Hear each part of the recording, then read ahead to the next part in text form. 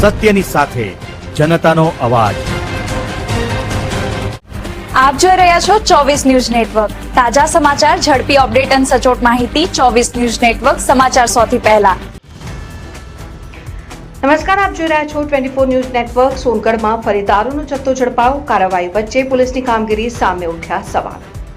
તાપી જિલ્લાના સોનગઢ વિસ્તારમાં ગેરકાયદેસર દારૂના ધંધા સામે પોલીસ દ્વારા સમયાંતરે કાર્યવાહી કરવામાં આવી રહી છે, પરંતુ સતત ઝડપાતા દારૂના જથ્થા વચ્ચે હવે પોલીસની કામગીરી સામે પણ અનેક સવાલો ઉભા થવા લાગ્યા છે।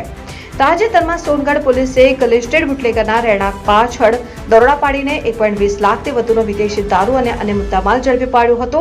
મળતી માહિતી મુજબ પોલીસને મળેલી બાતમીના આધારે કરવામાં આવેલી કાર્યવાહી દરમિયાન ભારતીય બનાવટનો વિદેશી દારૂની કુલ 551 બોટલો સાથે મોબાઈલ ફોન મળી આવ્યા હતા। આ કેસમાં 3 લોકોને ઝડપી લેવામાં આવ્યા છે, જ્યારે મુખ્ય આરોપી સહિત અન્યને વોન્ટેડ જાહેર કરવામાં આવ્યા છે।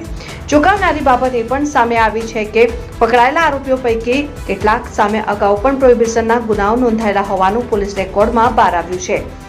અગાઉ ગુનાઓ નોંધાયા બાદ છતાં ફરી ગેરકાયદેસર પ્રવૃત્તિ ચાલુ રહેતા અનેક સવાલો ઉભા થયા છે। સોનગઢ વિસ્તારમાં દારૂના અડ્ડા અને ગેરકાયદેસર નશીલા પદાર્થોના વેચાણ અંગે સમયાંતરે ચર્ચાઓ થતી રહી છે। આવી સ્થિતિમાં માત્ર છૂટક દરોડા પૂરતા છે કે પછી મૂળ નેટવર્ક સુધી પહોંચવા કડક અભિયાન ચલાવવામાં આવશે તેવો પ્રશ્ન હવે લોકોમાં ચર્ચાનો વિષય બન્યો છે। જાગૃત નાગરિકોમાં ચર્ચા છે કે એક તરફ પોલીસ સમયાંતરે સફળતાના દાવા કરે છે, પરંતુ બીજી તરફ વિસ્તારના અનેક વિસ્તારોમાં ગેરકાયદેસર પ્રવૃત્તિઓ અંગે ચર્ચાઓ યથાવત રહેતા આવા ધંધાઓને સંપૂર્ણપણે ક્યારે નાથવામાં આવશે તેવો સવાલ ઉઠી રહ્યો છે। રિપોર્ટર હાર્દિક જોશી, સોનગઢ।